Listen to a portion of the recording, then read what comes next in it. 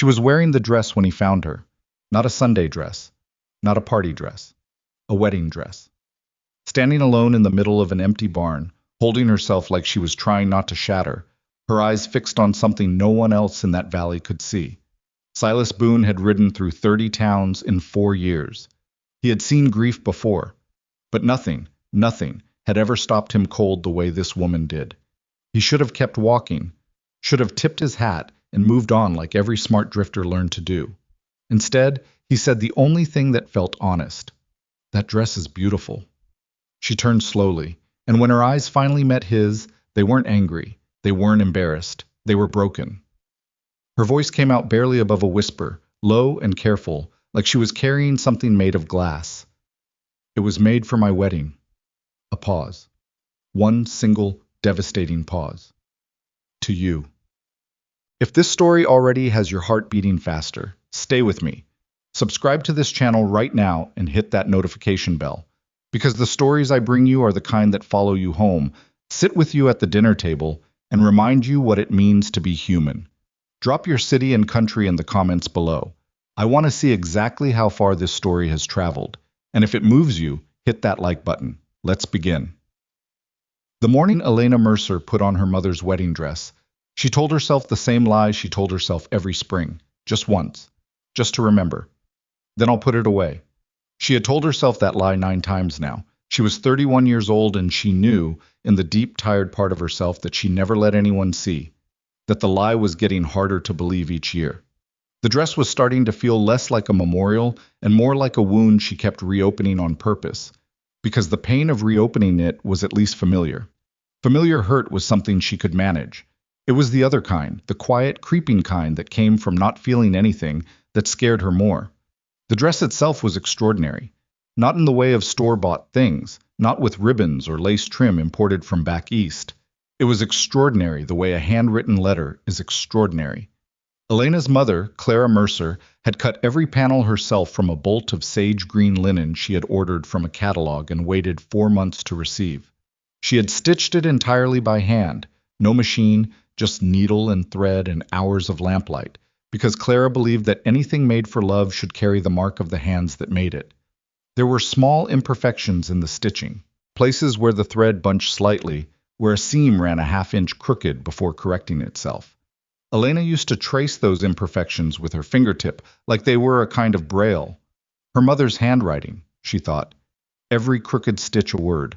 Clara Mercer had died 2 years before the dress was ever finished. She'd sewn the last panel from a sickbed, her fingers less steady than they used to be, and she had pressed the folded garment into Elena's hands with the specific seriousness of a woman passing on something irreplaceable. "Don't you dare put this in a cedar chest and forget it," Clara had said. "This dress is meant to be worn, you hear me? It's meant to move." Elena had promised. The way you promise things to a woman who is dying, fully, desperately, with your whole chest, because you cannot imagine a world where you would not keep that promise. But then Daniel happened. Daniel Voss had been 26 when they met, 28 when he proposed under an oak tree at the edge of the south pasture with a ring he had saved up 14 months to afford. He was not a complicated man. He was the kind of man who remembered what you'd said 3 weeks ago about a book you wanted to read, and showed up one morning with it wrapped in brown paper. He was the kind of man who got up before dawn to fix a fence post that didn't strictly need fixing yet because he didn't like the look of it. He was thorough and steady and not particularly poetic about it, which Elena had loved about him because she'd grown up around enough poetic men who couldn't fix a fence post if their life depended on it. They had planned the wedding for the first week of June. The river took him on a Tuesday in May. It had been flooding for 3 days straight, that particular river that ran through the lower valley, a river that flooded every 2 or 3 years and never took anything more than some topsoil and the occasional stubborn cow. Nobody had been alarmed. Daniel had been moving a small group of cattle across the lower crossing, which he had crossed 100 times before, and the water had looked manageable, and then it hadn't been, and by the time anyone understood what was happening, there was nothing left to do. They found him 2 miles downstream, caught in a tangle of fallen timber. Elena had not cried at the funeral. She had not cried for 2 weeks after. She had worked the ranch from sunup past sundown every single day. mending things and feeding things and driving herself so hard that her father, Robert Mercer, had finally come to her one evening and taken the hammer out of her hand. "Elena, I'm not done. You're not going to be done tonight. Come inside. I just need to finish this section. Elena."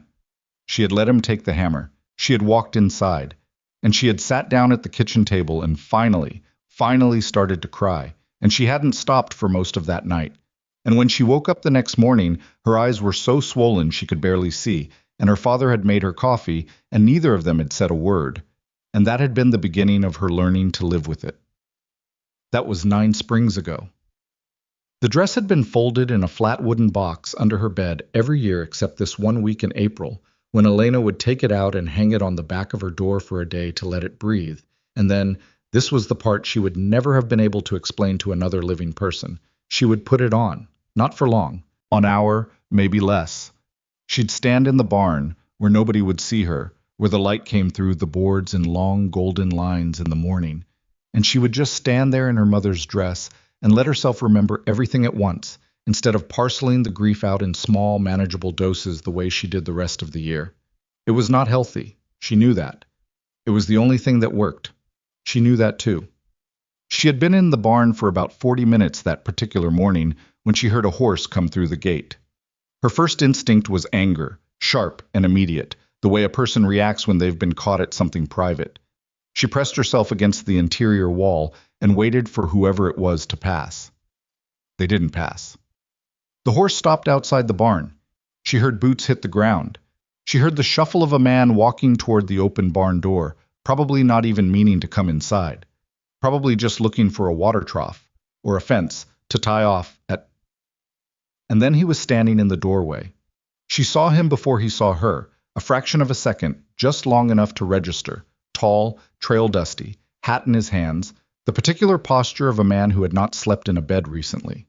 He had the look of someone who had been covering ground for a long time, not running from anything, exactly, just in motion, like a man who had forgotten how to stop. Then he saw her.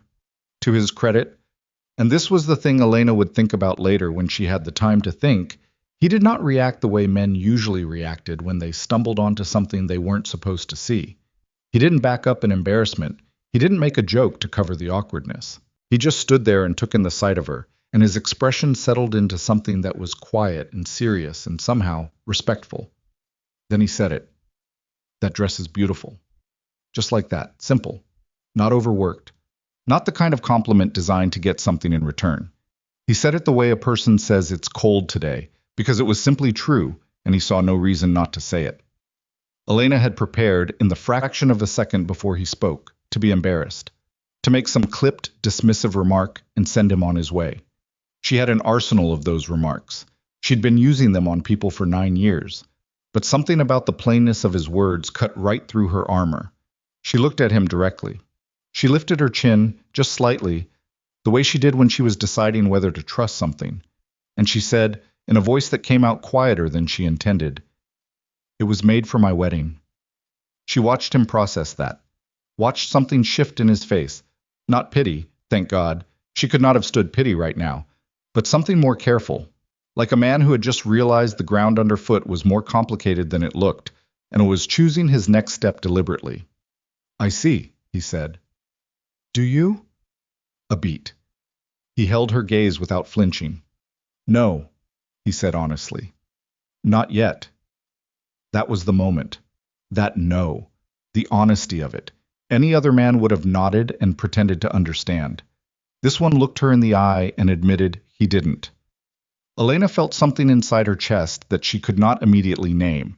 Not attraction, not exactly, not yet, but a kind of alertness, like a part of her that had been very still for a very long time had just lifted its head.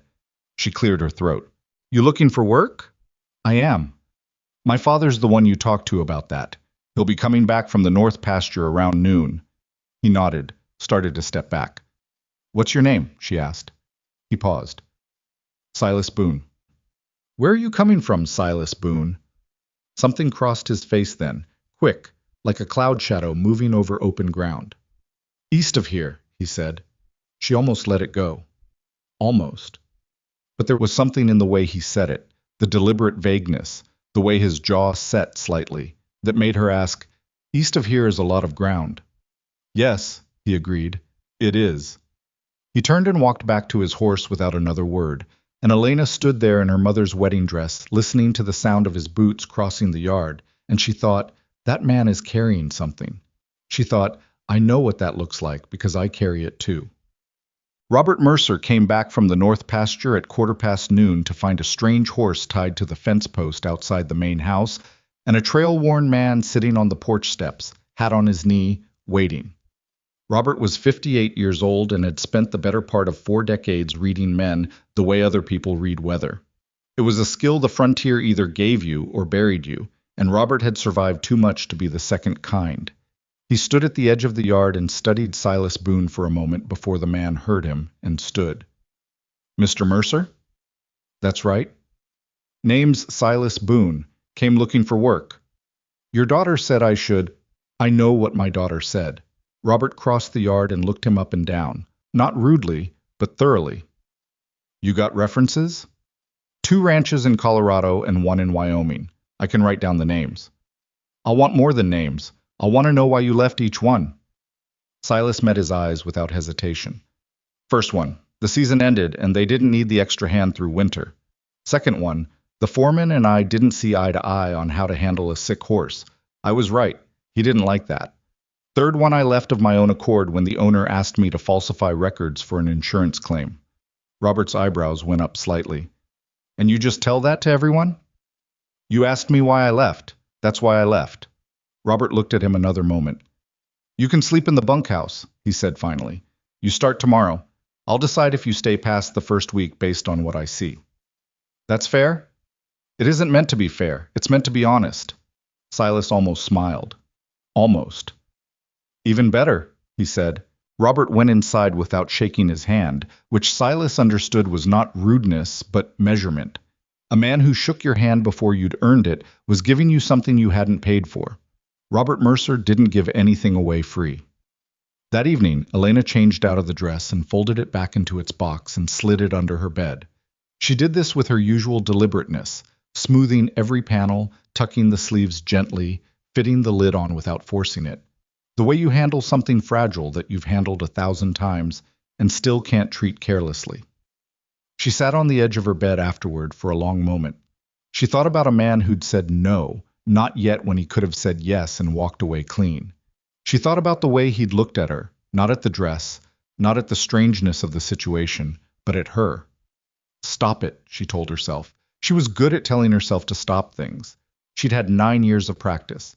She went to make dinner and did not think about him again until she heard his boots cross the porch that evening when he came to ask Robert a question about tomorrow's work, and then she very deliberately thought about something else entirely. The first week, Silas worked like a man who had a debt to pay, not to Robert Mercer, but to something older and more interior. He was up before anyone else. He didn't cut corners. He didn't ask for direction more than once. He watched how the ranch operated, how the cattle moved, where the fences were weakest, and then he simply started addressing the weakest points without being asked. Elena's younger brother, Tommy, who was 19 and quick to like most people, took to him immediately. Tommy was the kind of young man who attached himself to competent people the way compass needles found north, instinctively, without deciding to. By day 3, he was following Silas around asking questions that Silas answered with the steady patience of someone who had once been young and had benefited from a patient answer himself. Elena watched this from a distance and felt something complicated move through her. She did not have a category for Silas Boone yet. That bothered her. She had categories for most people: drifter, troublemaker, good worker, talker, shirker. These categories were not unfair. They were survival tools, efficient ways to decide how much of herself to put toward a given person. But Silas kept stepping outside the edges of every box she put him near. He was hard-working but not trying to impress anyone. He was quiet but not closed off.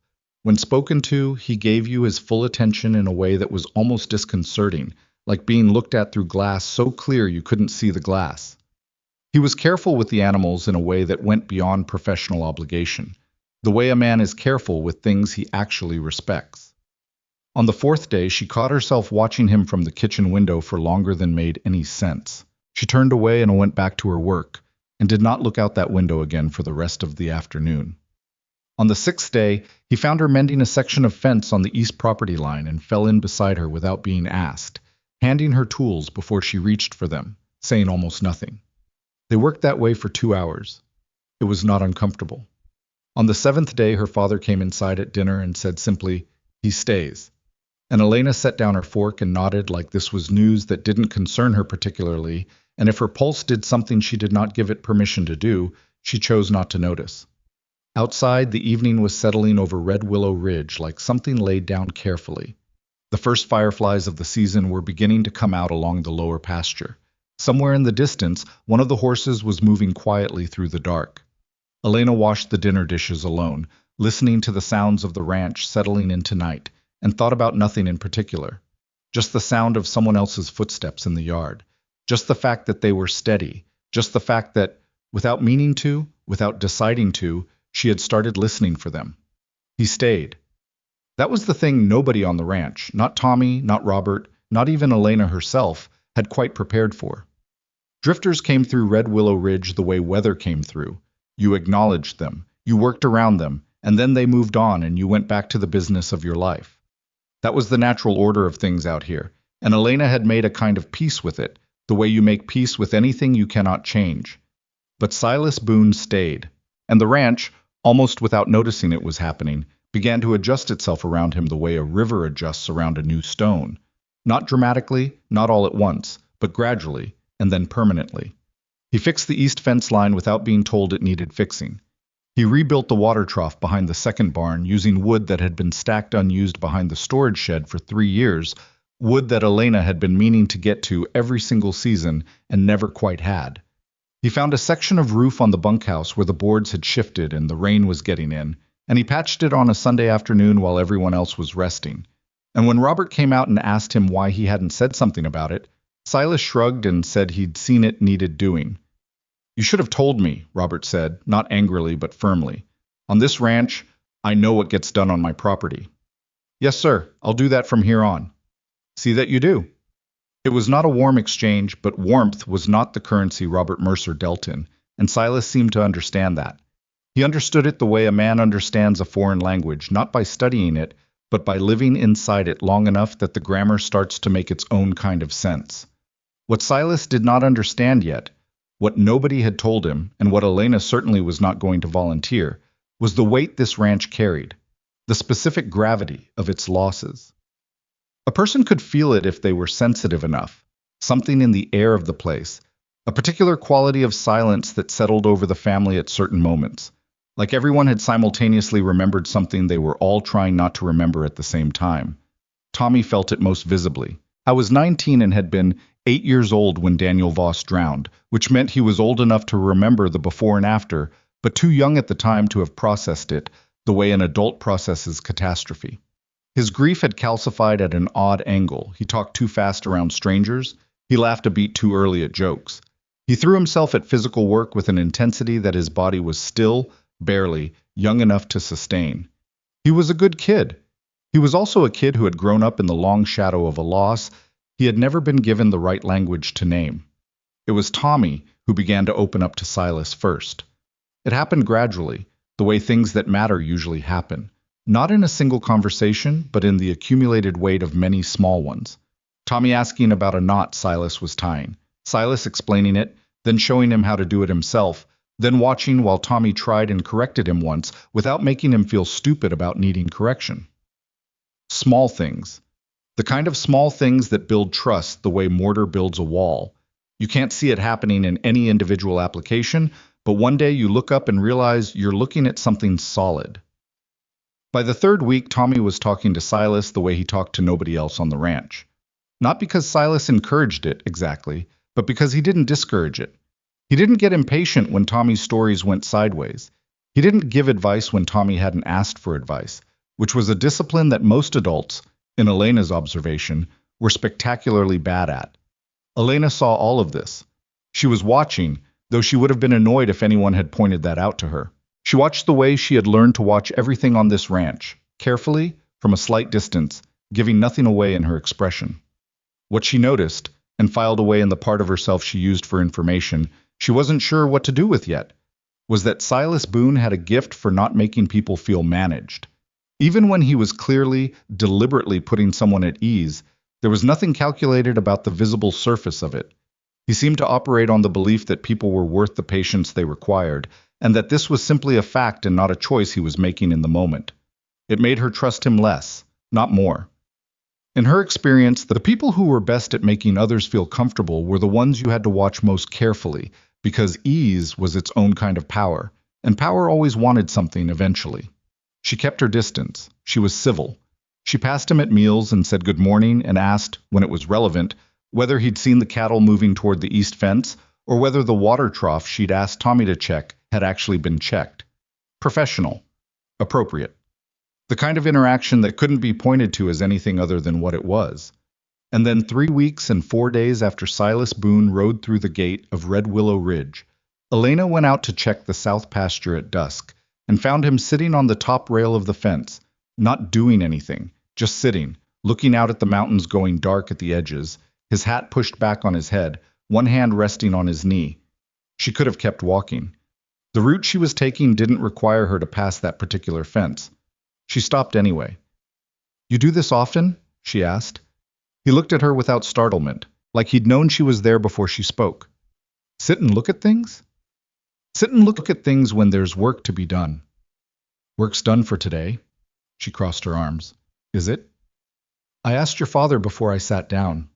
She hadn't expected that. She let a beat pass.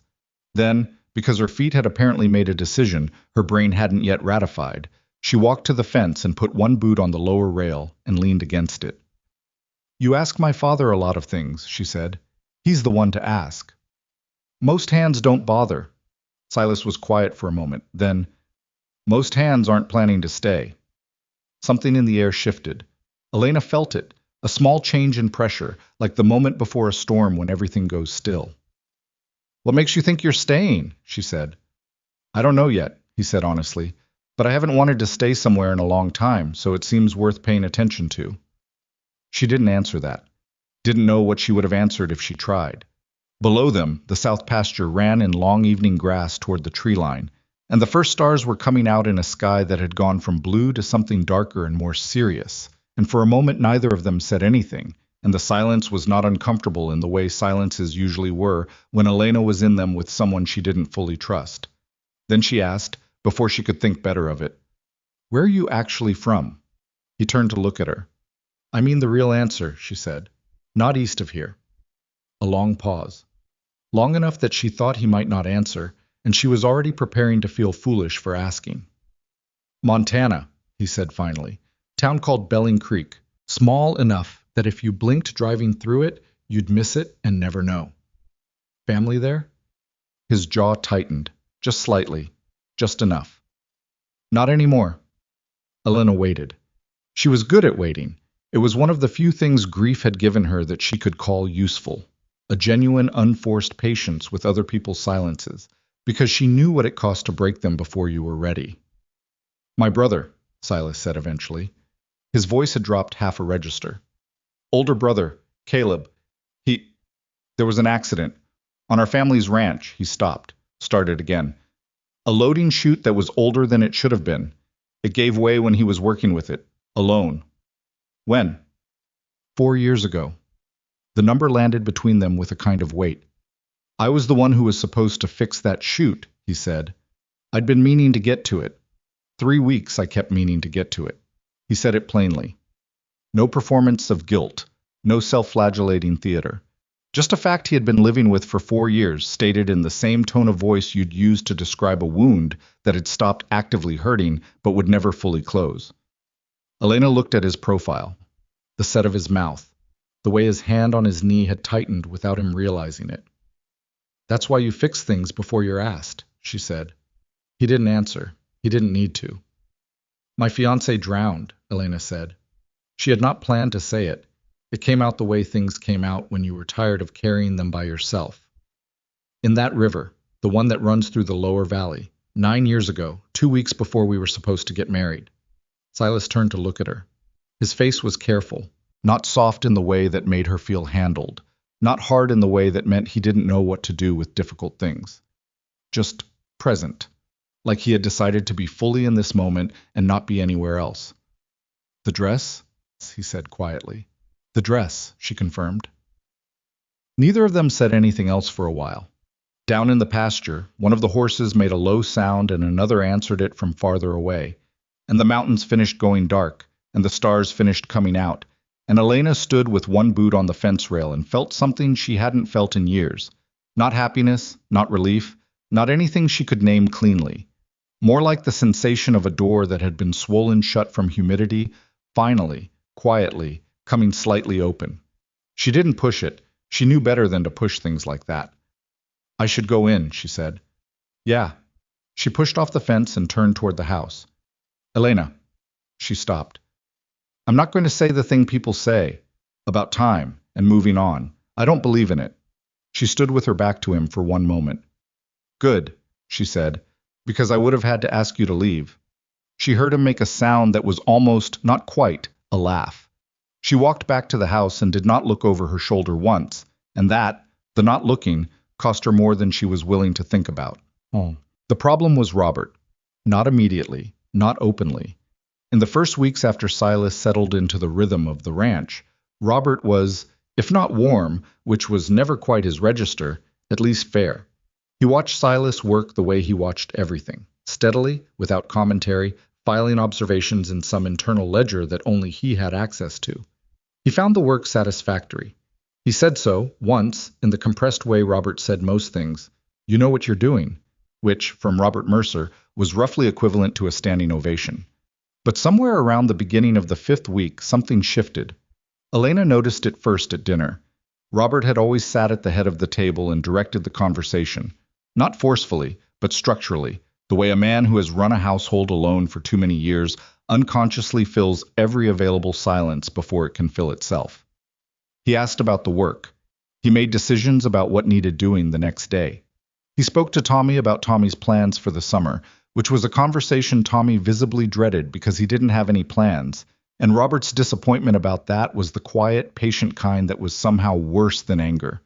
But that particular evening, halfway through a conversation about the northern cattle that was entirely practical and professional, Robert looked up from his plate and said to Silas, without preamble, "You planning on moving along soon?" The table went quiet. Tommy stopped chewing. Elena set down her fork. Silas looked up from his plate without visible alarm, though Elena noticed his shoulders had gone slightly still. "I wasn't planning on it," Silas said, "unless you want me to." "I haven't said that." "Then I'm not sure what you're asking." Robert looked at him for a long moment.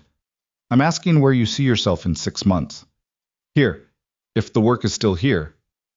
And if it isn't, then somewhere else." A pause. "I don't generally plan much further out than 6 months." "Why not?" Silas met his eyes.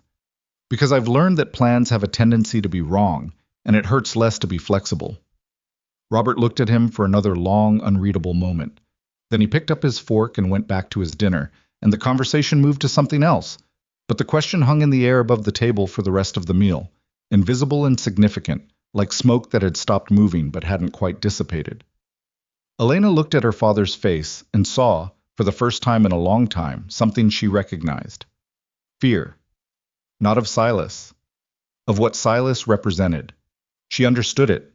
She even, in a complicated way, felt it too.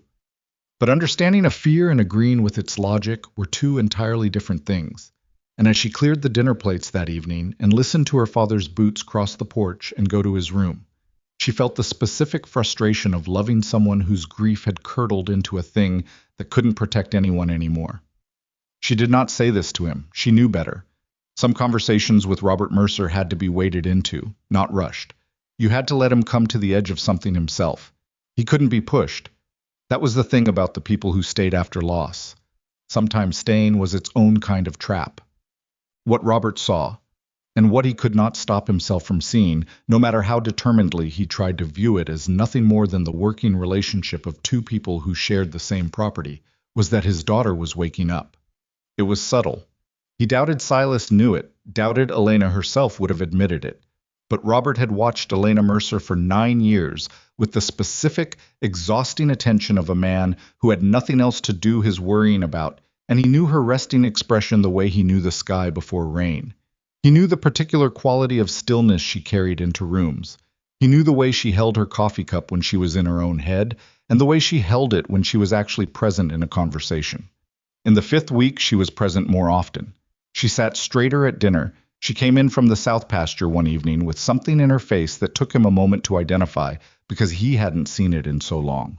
The remnant of a recent smile, half faded but still visible the way a fire is still visible in embers.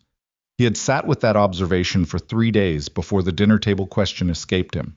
He hadn't planned to ask it. It had simply come out, the way things come out when you've been holding them too long. The problem was that he was not, in his clearest moments of self-reflection, afraid of Silas Boone. Silas was a decent man. Robert was a decent judge of men, and he could see it plainly enough. The problem was that decent men died on the frontier just as readily as indecent ones. The river didn't ask a man's character before it took him. The chute didn't ask whether you deserved to be under it when it came down. He had buried his wife. He had watched his daughter bury the man she loved.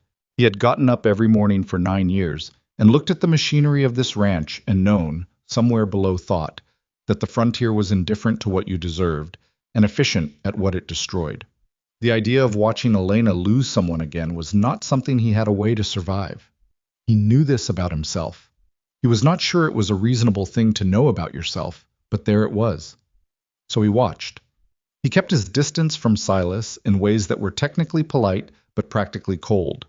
He assigned him work that kept him busy in the far corners of the property.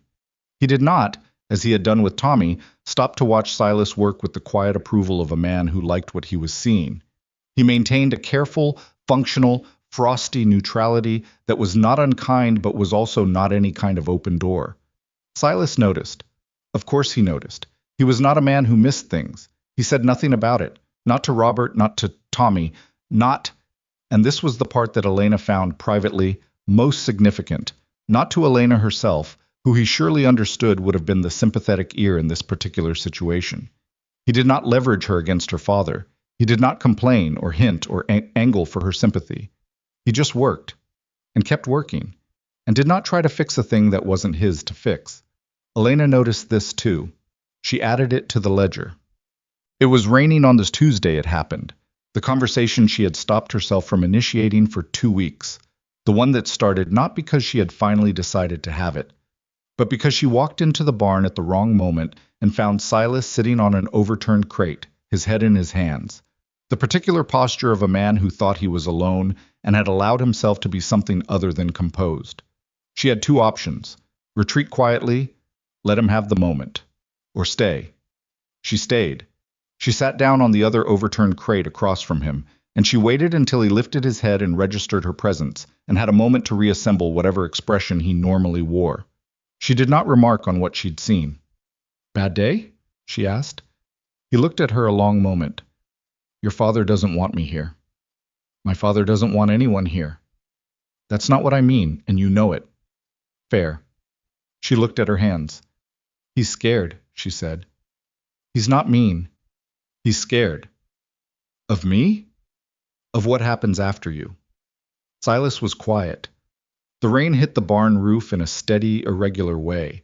Not the clean percussion of a proper downpour, but the fractured, uneven rhythm of a rain that hadn't made up its mind yet. Outside, somewhere in the yard, the gate was loose and banging at irregular intervals. "Elena." His voice was different, lower, more careful. "Don't," she said. "I haven't said anything yet." "I know what you're about to say." "Do you? You're going to say something about this?" She gestured vaguely at the space between them. "And whatever it is, I am not ready to hear it." He was quiet for a moment. Then, "Okay." "Okay?" "I said okay." He looked at her steadily. "I'm not in a hurry." She looked at him. At the particular quality of patience in his face, which was not the resigned patience of someone waiting for something they'd learned not to expect, but the active patience of someone who had made a deliberate choice and was standing inside it without regret. "You should be," she said, and she meant it as a warning, but it came out sounding more like a question. "Probably," he agreed, "but I'm not." The gate banged. The rain kept its irregular rhythm. Elena sat with her hands in her lap and looked at this man she had known for 5 weeks, and tried to locate the fear she knew she should be feeling, the sensible, self-protective alarm that had served her reliably for 9 years. She found it. It was still there. It had not gone anywhere, but it was smaller than it used to be. It had moved from the front of her chest to somewhere further back, and there was other things in the space in front of it now. Things she didn't have names for yet, things she was not prepared to name, things that were going to require more time and more courage than she was sure she had. She stood up. "The gate's loose," she said. "The pin needs replacing." "I'll get it in the morning." "I know you will." She walked to the barn door. The rain was coming down harder now, finally committing. She stood in the doorway for one moment, not turning around. "Silas." "Yeah." "I'm not good at this." A pause. When he spoke, there was something in his voice that she would think about afterward, late at night, in the way that certain things followed you into the dark. "Neither am I," he said. "Hasn't stopped me yet." She stood in the doorway another moment. Then she walked out into the rain, and she did not run, and she let it hit her, and she walked back to the house slowly, like someone who for once in a long time was not particularly interested in getting somewhere quickly. Behind her, in the barn, she heard the sound of an overturned crate being set upright, the sound of someone who had not given up. She did not let herself think about how much she had missed that sound. She went inside. She made coffee. She sat at the kitchen table and listened to the rain making its complicated music on the roof, and she thought about her mother, who had made a dress with her own hands, who had believed that things made for love should carry the mark of the hands that made them, and she thought about a man who fixed things before he was asked, and stayed when he didn't have to, and was patient in a way that was not passivity, but something harder and more deliberate than that. She thought, "I am not ready." She thought, "I know." She thought, "I'm not sure that matters anymore." The rain came down. The gate banged twice more before going quiet. The pin had shifted just enough to catch. Outside, a man she had known for 5 weeks was putting her barn to rights in the rain because that was who he was, and because nobody had asked him to, and because some people, she was beginning to remember, were simply like that. She wrapped both hands around her coffee cup and did not call it hope. But she did not call it nothing, either. The rain that had started on that Tuesday did not stop for 4 days. It was not a dramatic rain, not the kind that announced itself with lightning and made the horses nervous and sent everyone running for cover. It was the other kind, the worst kind in some ways, low and steady and patient, the kind of rain that didn't make noise so much as it simply accumulated. It pressed into the ground until the ground couldn't take any more.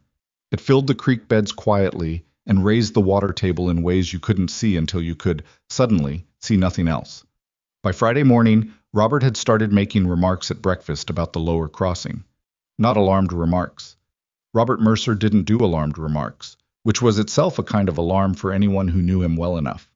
He said things like, "The river will be running high by this afternoon, and I want the east cattle moved up to the ridge pasture before noon, and Tommy, I need you to check that crossing before you do anything else this morning."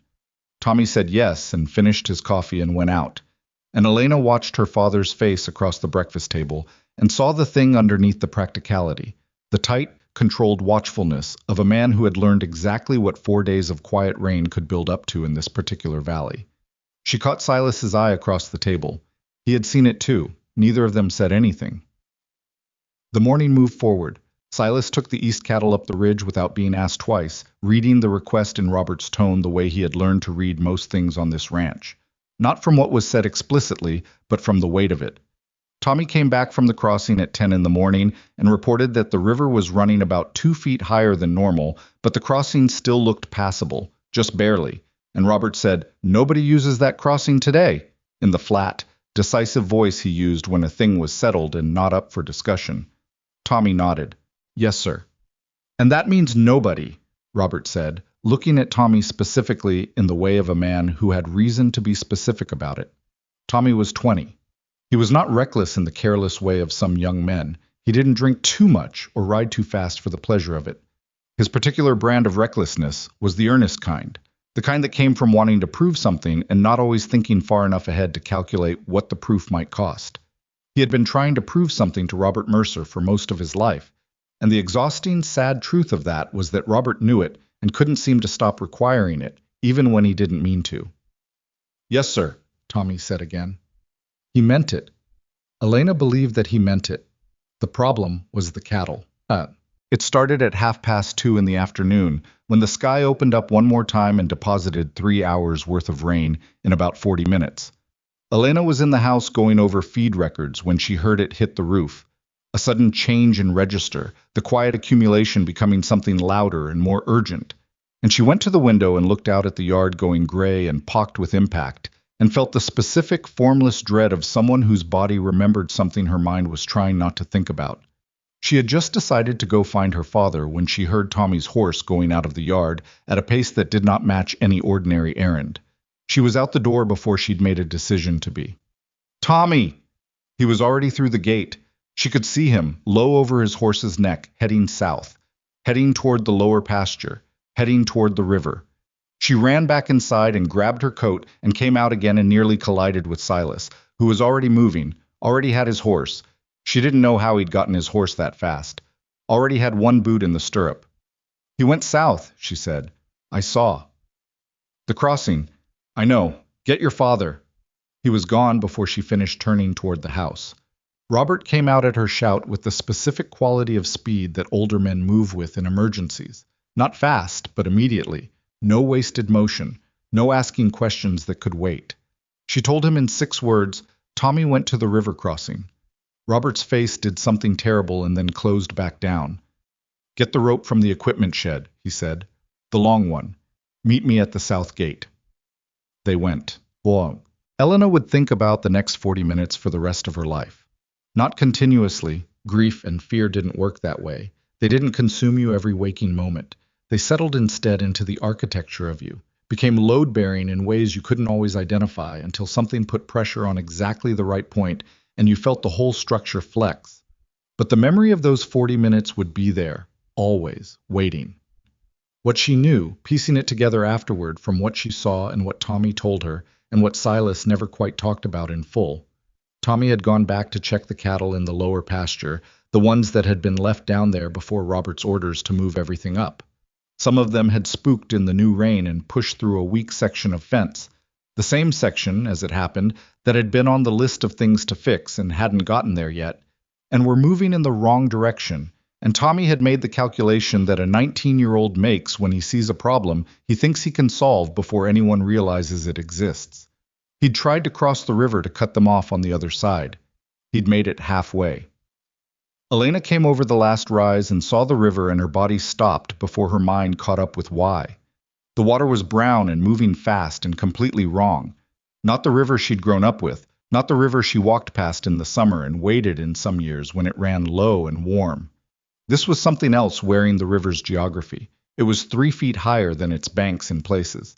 It was carrying things, branches, debris, one board that might have been part of a fence, with the indifferent efficiency of something that had decided to be elsewhere and was taking everything loose with it. And in the middle of it, Tommy's horse was struggling. She couldn't see it clearly through the rain and the distance and the way the water was moving, but she could see enough.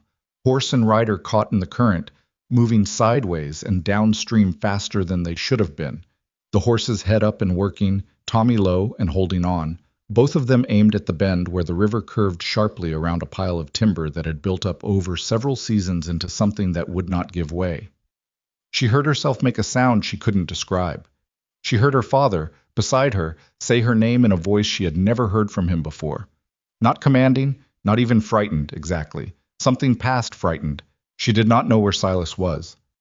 She could not see him. And then she could. He was downstream.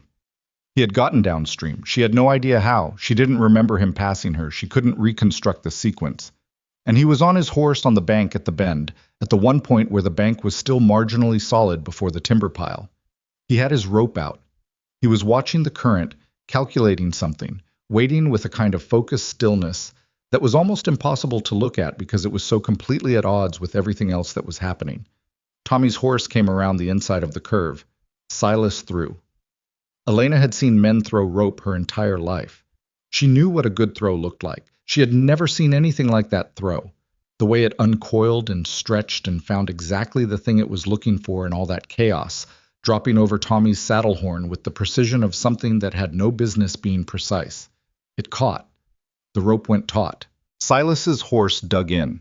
She could see the animal's hindquarters drop, see the effort in every line of it. And the current pulled against them both, and for one moment, one long and terrible moment, she couldn't tell who was going to win. The timber pile was 15 feet away. Then 10. Silas did something. She couldn't see what, some shift of his body, some adjustment.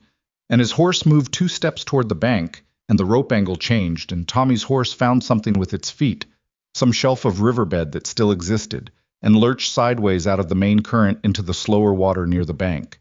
And then they were at the bank, and Tommy was half falling and half climbing off his horse into the mud, and Silas was off his own horse and had Tommy by the collar of his jacket and was pulling him up the bank with both hands.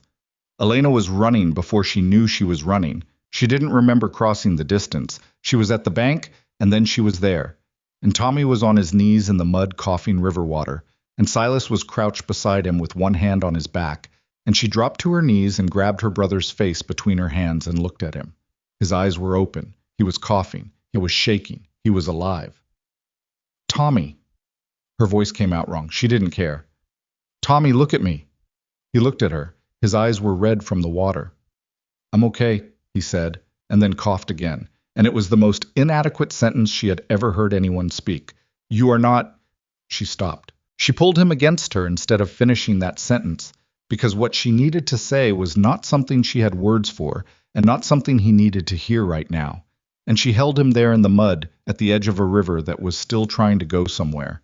And she felt him shaking, and she felt herself shaking, and she was not sure which of them was holding the other up.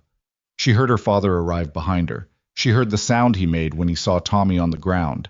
And it was a sound she would never forget either, low and broken and immediately, furiously suppressed, the sound of a man who had come within inches of a thing he had no way to survive. Tommy. Robert's voice was steady, just barely. Dad? Tommy pulled back from Elena, wiped his face with the back of his hand. I'm sorry. I'm sorry. I know I said I wouldn't. Not now, Robert said. Stand up. Tommy stood, shaky, mud-soaked, smaller looking than he'd been that morning. Robert looked at him for one long moment, the whole of it, the mud and the red eyes and the alive of him. And then he looked away. His jaw was working. Get back to the house, he said. His voice was rough. Both of you.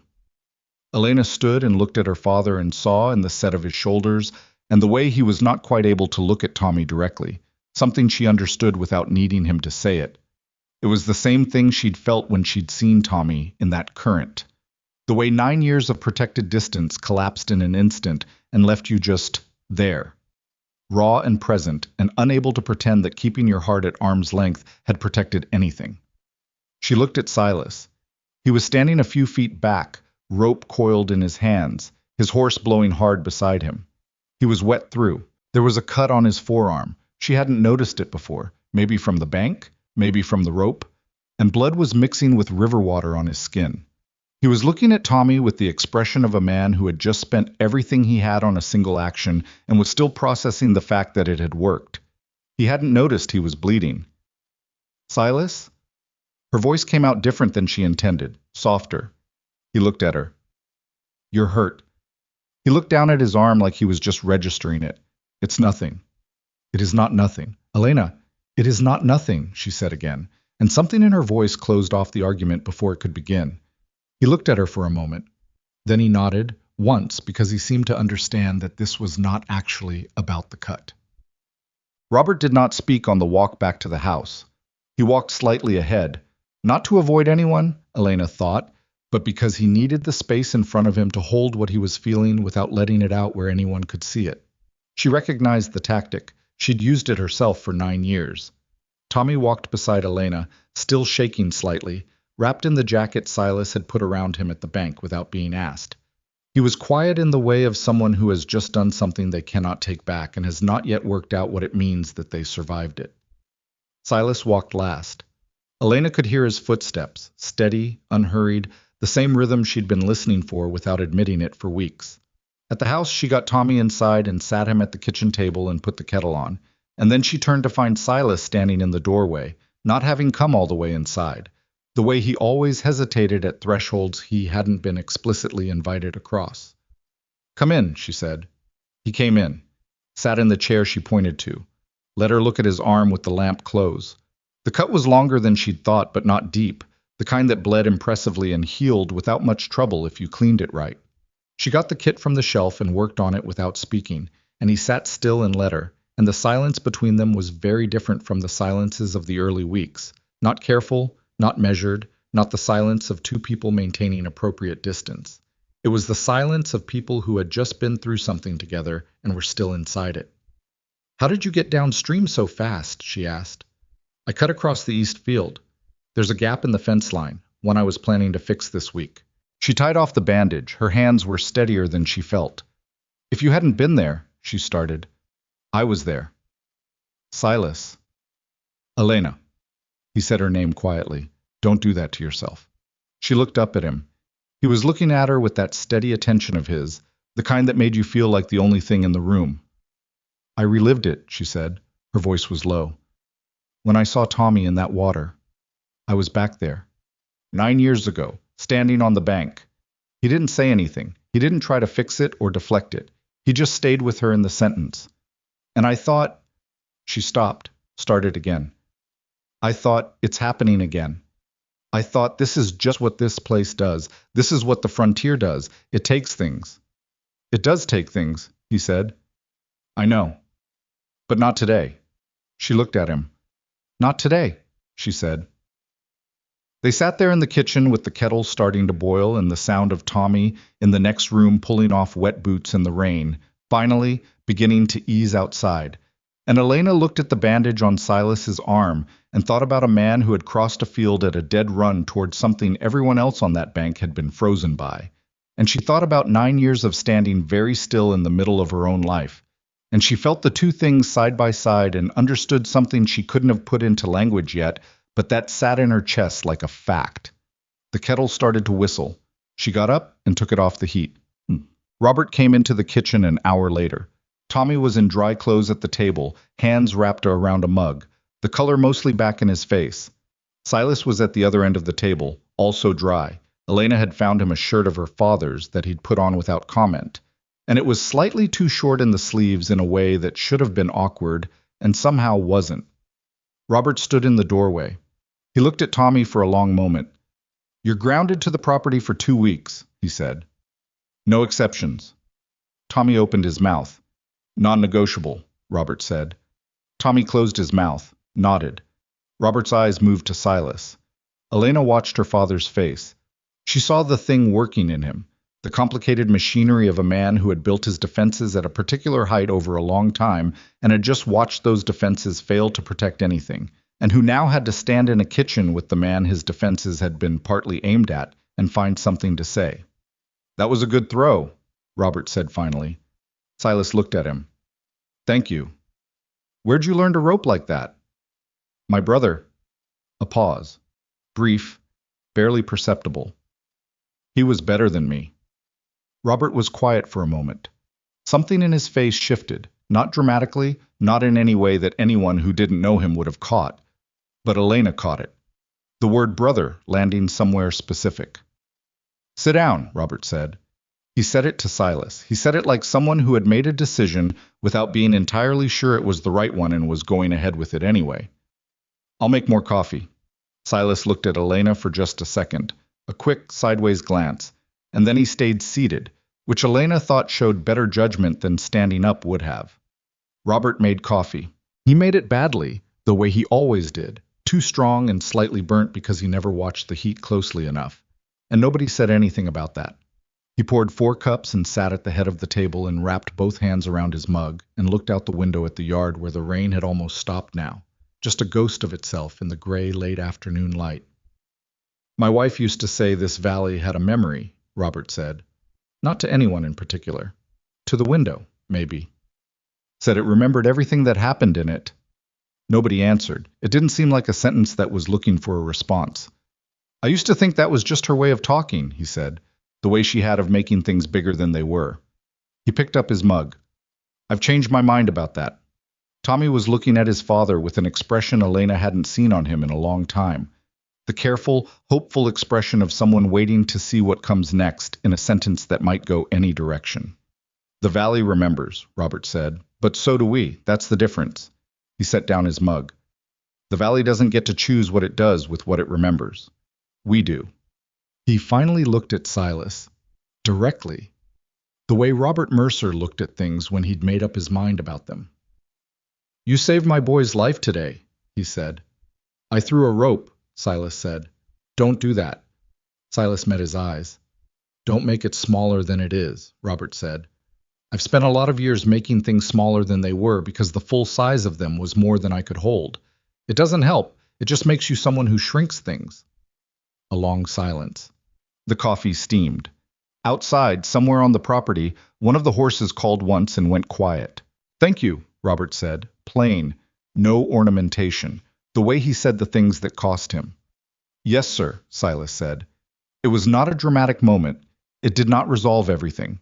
Robert Mercer did not suddenly become a different man or stop being afraid of all the things he had been afraid of for 9 years. Elena knew that. She was not naive about what one afternoon could and couldn't change. But she had watched her father's jaw for years, the particular way it locked when he was protecting himself. And sitting at that kitchen table with the bad coffee cooling in front of them, his jaw was different. Something in it had come slightly undone, like a knot that had been pulled tight for too long and had finally, under enough pressure, begun to work itself loose. That was enough. For now, that was more than enough. She found Silas at the barn later, just before dark, putting his horse up for the night. The rain had completely stopped. The air had that washed-out, clean-edged quality it got after long rain, like the world had been rinsed and was still wet but starting to dry. Everything a little more vivid than usual in the last light. She leaned against the barn door and watched him work for a minute. He was thorough with the horse, checking feet, making sure it was dry, giving it more attention than a man who was tired and had been through what he'd been through that day was strictly required to. He did it anyway. That was just how he did things. My father won't say it again, she said. What he said at the table. I know. But he meant it. I know that too. She looked at him. He was finishing up with the horse, giving it one last pass with a brush, and he wasn't looking at her, but she had the feeling, as she often had with him, that he was entirely aware of her. I need to tell you something, she said. He set down the brush. Turned. When I was standing on that bank today, she stopped. Started again. There was a moment when I couldn't tell if you were going to make it. The rope caught, and I still couldn't tell, and She pressed her lips together. I realized I was scared for the wrong person. He said nothing. I was scared for Tommy, obviously. I was terrified for Tommy, but there was a second, just 1 second, where what I felt was... She looked at him directly. It was about you. The barn was quiet. The horse shifted softly behind him. I'm aware, Silas said carefully, that 1 second isn't a lot. No. And I'm aware that I've been here 7 weeks. 7 weeks and 3 days, she said. She hadn't meant to say that. Something moved across his face, quickly, but she caught it. I'm not asking you for anything, he said. I know you're not. He exhaled slowly. I'm just here, Elena. She looked at him. At this man who had thrown a rope into a flooding river and pulled her brother back from something that had already taken so much from this family, and who was standing in her barn in the last light of a hard day, not asking for anything, not maneuvering toward anything, just present. Here. In the specific and deliberate way he was always here when he said he would be. I know, she said. And she did know. That was the thing. She had known for longer than she wanted to admit, and the day had made it impossible to keep pretending she didn't. She was not ready. She was still not ready, and she suspected she was not going to feel ready, that readiness was possibly not the thing she'd been waiting for. Maybe you didn't wait until you were ready. Maybe you just waited until the fear got small enough that the other thing, whatever the other thing was, could occupy more of the available space. She wasn't there yet, but she was closer than she'd been that morning. Good night, Silas, she said. Good night. She walked back to the house in the clean, washed air, and the last light caught the wet grass in the south pasture, and turned it briefly, brilliantly gold, and she walked through it without stopping, but she noticed it, which was more than she would have done 6 weeks ago. Inside, Tommy was already asleep at the kitchen table, head on his arms, and Robert was sitting across from him reading nothing in particular, just sitting there, watching his son sleep with the expression of a man who has been reminded of the specific weight of what he has to lose. He looked up when Elena came in. She looked back at him. Neither of them said anything. They didn't need to. They were the Mercers. They had always spoken in the language of silence and understood each other perfectly in it. She poured herself a glass of water. She sat down. The three of them were quiet together in the kitchen while the last of the light left the valley and the night came in. And it was not a peaceful quiet exactly. Too much had happened for it to be peaceful. But it was a solid quiet, a together quiet. And in a family that had spent 9 years in the same house carrying grief that sometimes felt too large to be carried by more than one person at a time, that kind of quiet was its own form of something that might eventually become peace. She sat there and thought about a man who fixed things before he was asked. She thought about a dress in a box under her bed. She thought about her mother's voice, the specific cadence of it, the way it had sounded when she pressed that folded garment into Elena's hands for the last time. Don't you dare put this in a cedar chest and forget it. This dress is meant to be worn. You hear me? It's meant to move. She heard her. She heard her clearly, for the first time in a very long time. The morning after the flood, the valley looked like something that had been wrung out and left to dry. The grass in the south pasture was flattened in long directional sweeps where the water had run off, and the lower fence line, the one Tommy had gone through, sat in a tangle of mud and bent wire that would take 2 full days to properly repair. The river was still running high but had pulled back inside its banks, doing what rivers did after they'd made their point, retreating into something that almost looked ordinary if you didn't know what it had been 24 hours earlier. Silas was out at first light assessing the damage. Not because Robert had told him to. Robert was still inside when Silas pulled on his boots and went out, but because it needed doing, and he was up, and that was the simple arithmetic of how he operated. He walked the fence line with a notepad he kept in his breast pocket and wrote down what was salvageable and what needed replacing outright. And when Robert came out an hour later with 2 cups of coffee, Silas had already completed the inventory and could hand him a clear picture of what the next 3 days needed to look like. Robert took the notepad and read it. He did not say thank you. He said, "The post supplier in town owes me a credit from last spring," and handed the notepad back, which was his version of the same thing. They worked the fence that morning side by side, not talking much, in the way of men who have arrived at a provisional understanding that doesn't need to be narrated to be real. It was not comfortable exactly. There was too much history in the air between them for comfortable, too many weeks of cold civility on Robert's side and patient endurance on Silas's, but it was functional, honest. 2 people working a problem together because the problem needed working. Elena brought lunch out to them at noon, sandwiches in a cloth and a jar of cold coffee, and the 3 of them sat in the grass at the edge of the damaged fence and ate without ceremony. Robert asked Silas about the east pasture. Silas answered. Elena watched her father's hands around the jar of coffee, steady, deliberate, the way they always were, and thought about how long it had taken him to get here, to this field, to this lunch, to this particular version of sitting next to Silas Boone without his jaw locked and his eyes doing their protective surveillance routine. It had taken a flood. It had taken a rope throw in bad water and a near death and a sun-dripping river water at his feet. She supposed some doors only opened under that kind of pressure. She didn't resent it, she understood it, but she was aware, eating her sandwich in the noon sun, that she had her own doors still to open, and that some of them were going to take more than she'd given so far. Tommy was quiet in the days after the flood in a way that was different from his ordinary quietness. His ordinary quietness was the cover story kind, the quick pivot to a new subject, the louder laugh, the practiced deflection. This was something else. He moved around the ranch doing his work with the 2-week restriction sitting on him visibly, not like a punishment exactly, but like a weight he'd decided to carry without argument because he understood, in the specific way of someone who has just come very close to a very permanent thing, that he had earned it. On the 3rd day, he found Silas replacing wire on the repaired fence and stood nearby for a while before saying anything. Silas kept working and waited, which was what he did. He let people find their way to whatever they were trying to say at their own pace. "I keep thinking about the timber," Tommy said finally. Silas glanced at him. "The pile at the bend?" "Yeah." Tommy looked at his boots. "When I realized the current had me, I looked downstream and I saw it, and I thought, He stopped. I thought that was it. I genuinely thought that was it. Silas kept his hands on the wire, but he wasn't working anymore. He was listening. And the thing I thought about, Tommy's voice was uneven. The thing I thought about wasn't the cattle, wasn't the fence I went through. It was my dad's face at the breakfast table that morning. He shook his head. Isn't that strange? That's what I thought about. Silas was quiet for a moment.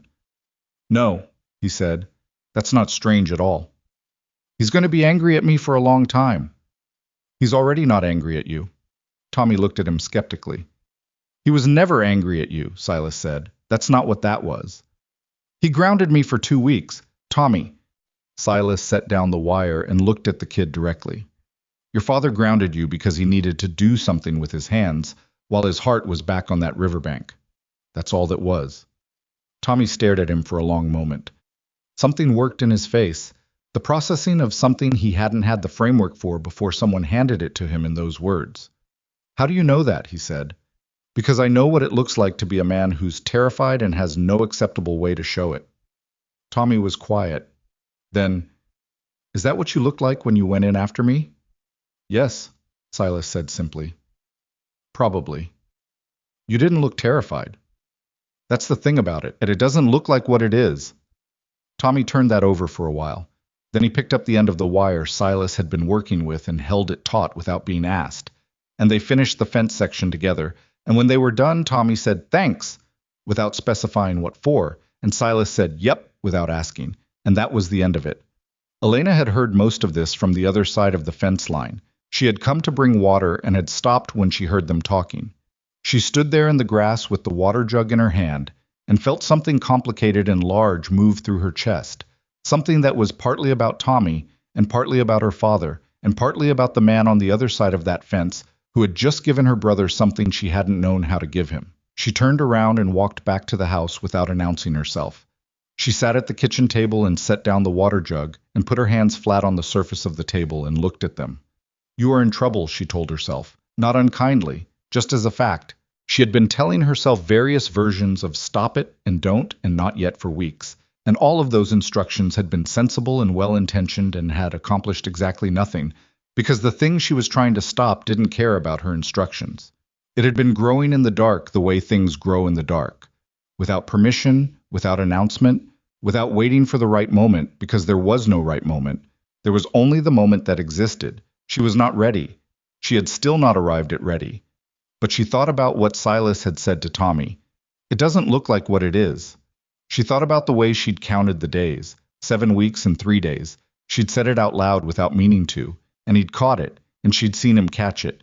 And she thought about the way she listened for his footsteps in the yard without deciding to listen, and the way the ranch felt different now when he was in a part of it she couldn't see, a background frequency she was always half aware of. She thought about her mother's dress in its box under the bed. She thought, Clara Mercer did not sew that dress so that it could spend the rest of its existence being worn once a year in an empty barn by a woman who was afraid of her own future. She thought, I know that. I've known that. She hadn't been ready to do anything about it. She looked at her hands on the table, the calluses on her palms from years of fence work and riding, the scar on her left index finger from a wire accident when she was 22. Her mother's hands had looked like this, she thought. Same architecture, same evidence of the same kind of life. Her mother had made a dress with those kinds of hands, had made it for love, for moving, for the specific purpose of being worn on the day a person decided to walk toward someone instead of away. Don't you dare put this in a cedar chest and forget it. I know, Mama, Elena thought. I hear you. It was a Sunday afternoon, 9 days after the flood, when Robert Mercer did the thing nobody expected. Silas was in the equipment shed doing maintenance on the tractor, which had developed a noise that nobody could quite locate and which Robert had been meaning to look at for a month. Tommy was at the house under the terms of his restriction, nominally reading a book and actually mostly staring out the window at the property he couldn't go anywhere on. Elena was in the garden, which she maintained with a thoroughness that had less to do with how much they needed the vegetables and more to do with the fact that her mother had started the garden and she couldn't bring herself to let it go unmaintained. Robert walked across the yard to the equipment shed. He stood in the doorway for a moment watching Silas work, his hands in his pockets, And then he came inside and sat down on the stool that lived in the corner for exactly this purpose. The purpose of sitting while you watch someone do something mechanical that required concentration. You find it? Robert asked. Silas was on his back, partially under the tractor. Think so. Belt's worn through on one side. Should have been replaced 2 seasons ago. I know it. Robert was quiet a moment. I kept putting it off. It does that. What does? The list. Silas slid out from under the tractor, sat up, looked at the belt in his hand. It grows faster than you can work it. The longer you run this place alone, the more it grows. Robert looked at him. I'm not saying that as a criticism, Silas said. I'm saying it as a fact. One man can't maintain a ranch this size the way it needs to be maintained, especially a man who's also trying to run the business side of it. I've managed. You've managed, Silas agreed. But managed and maintained are different things. A silence settled between them. Robert looked at the worn belt in Silas's hand.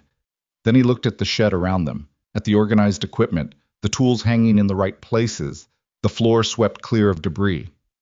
Silas had done that.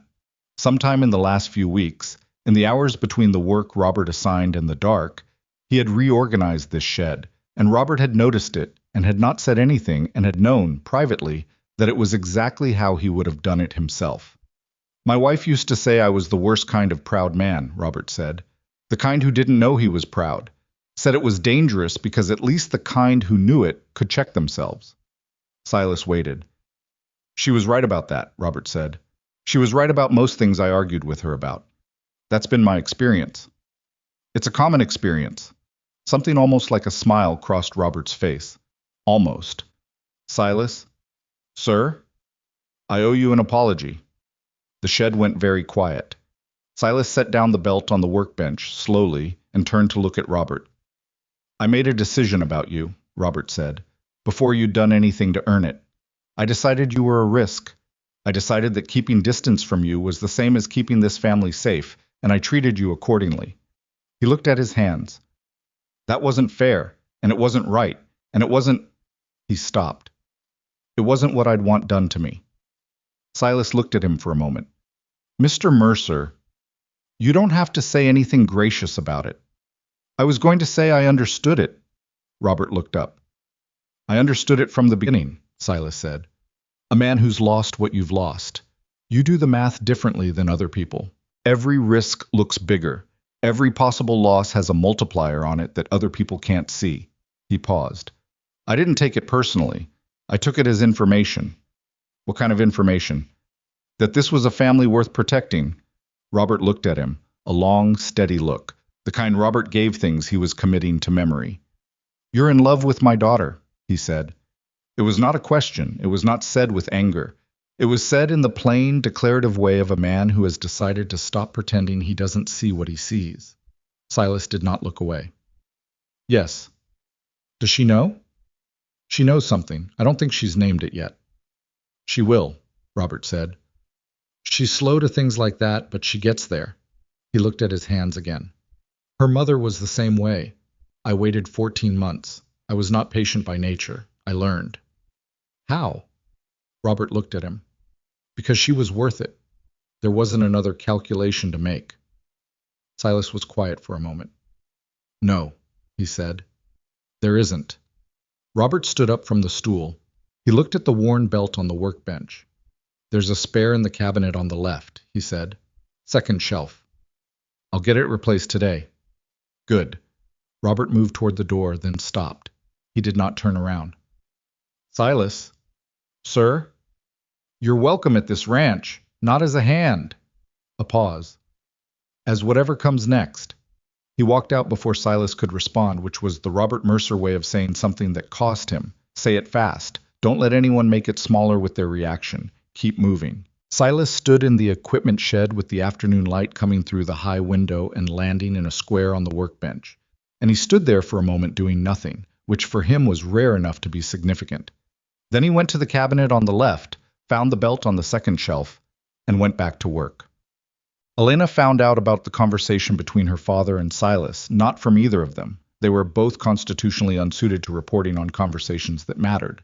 But from Tommy, who had seen Robert go into the equipment shed and had watched the whole thing through the window from the house with the careful, absorbed attention of someone who had absolutely nothing else to do. He told her at dinner quietly, while Robert was at the other end of the table talking to Silas about the North Pasture rotation, and Elena sat there with her fork in her hand and felt the information land in her the way significant things landed, not with a crash, but with a kind of slow, deepening weight, like a stone going down through water. Her father had apologized to Silas. Her father, Robert Mercer, who had not apologized to another adult in her living memory, who believed, not maliciously but genuinely, that the most honest thing a person could offer another was the change in their behavior, not words about the change, had walked into that equipment shed and said, "I owe you an apology." She looked at her father across the dinner table. He was talking about grass rotation and not looking at her and giving no indication that anything unusual had happened that afternoon, because for Robert, having done the thing was sufficient. He did not need to be seen doing it. He did not need credit. She looked at Silas. He caught her looking and held her gaze for 1 second, a single brief moment of acknowledgement, and then went back to the conversation about the North Pasture. She ate the rest of her dinner and did not say anything, and afterward went and stood in her room in the dark for a few minutes without turning on the lamp, just standing in the space of the day she'd had, letting it all sit where it was. Her father's jaw, finally coming undone. Tommy on his knees in the river mud, alive. Silas in the equipment shed saying yes without hesitation when her father said the thing out loud. She sat down on the edge of her bed. Her hand found the edge of the wooden box underneath it, the way her hand always found it in the dark. 9 years of muscle memory. Her fingers rested on the lid. She sat there for a long time. She knocked on the door of the bunkhouse the following evening. She was aware, walking across the yard, that she had not fully planned what she was going to say. She was aware that this was unusual for her, that she was someone who thought through conversations before she had them, who prepared language the way you prepared tools, choosing the right one, making sure it was sharp. Walking across the yard in the early evening, she had nothing prepared. She had only a direction, which was toward him, and a decision, which was to stop moving away. He opened the door at her knock and took her in, her face, her posture, whatever she was radiating, and stepped back to let her in without asking why she was there. The bunkhouse was spare. He had been there 2 months, and it showed the way his temporary places always showed, functionally organized, nothing decorative, a book on the side table and his boots placed neatly by the door, and the kind of clean that came from not owning many things. There was a coffee tin on the shelf that she recognized from her own kitchen, which he had apparently replaced at some point without mentioning it. She stood in the middle of the room and looked at him. "My father talked to you," she said. "He did. Tommy told me." "Of course he did." She almost smiled. "What did you say to him when he apologized?" "That I understood." "That's all?" "He didn't need anything else." She looked at Silas for a moment, at the particular quality of steadiness he carried, which she had spent 2 months trying to categorize and had finally stopped trying because it didn't fit any category she had. It was not the stillness of someone who felt nothing, and it was not the stillness of someone hiding something. It was the stillness of someone who had made a clear-eyed decision about where he wanted to be and was standing inside it without apology. "He told you," she said. Not a question. "Yes." "And you told him yes?" "Yes." She nodded slowly. Her hands were at her sides. She was aware of her own heartbeat in a way that made rational thought slightly harder to access, which was new. She had spent 9 years being extremely good at rational thought, precisely because she'd shut down the other kind. "I'm scared," she said. "I know. Not of you." She was specific about this because it mattered to be specific. "Of the math. The way my father does the math. Every risk looking bigger, every possible loss having a multiplier. I know that too. And I don't know how to stop doing the math."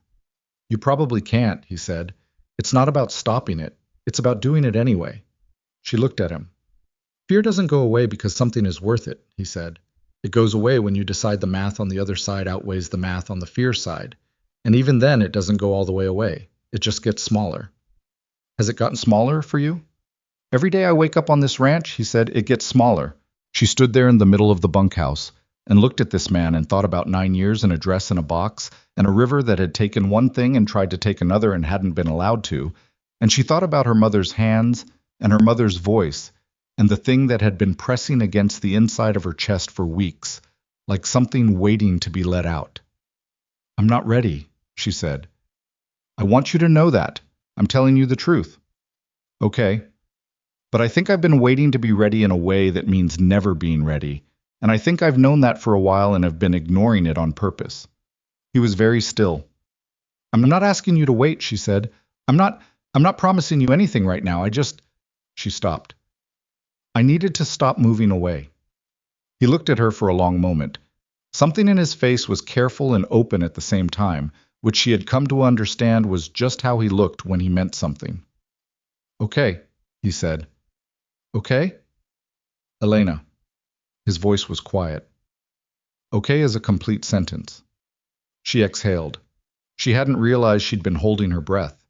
She looked at him one more time and then she turned and went to the door, and he didn't try to stop her or say anything else because he understood, she was sure he understood, that this was not a retreat. It was a re-entry. It was her walking back toward her own life after 9 years of standing still in it, and it needed to happen at the pace it needed to happen at, and he was not going to put his hand on the speed of it because that was just who he was. She stepped out into the evening air. The stars were beginning to come out over the ridge.